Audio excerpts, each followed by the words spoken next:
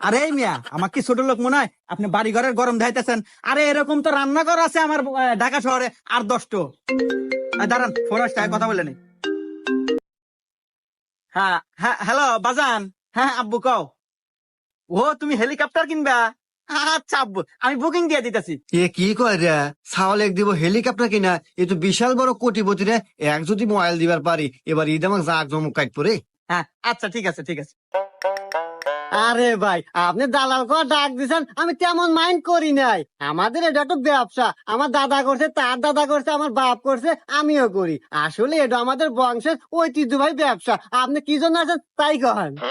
আসলে ভাই, আপনার মতো দালালের কাছে আসা যদিও আমার সাজে না, তারপরেও আসলাম। বুঝে আপনার ভাবি আল্লাহ খুব শখ করছে গ্রামে এবার একখান কুরবানি দিব, তাই আপনার কাছে আসা। আপনি একটু দেহা শুনে ওই ভালো একটা গলের গরু কিনে দিবেন। তো আসলে ভাই, গ্রামে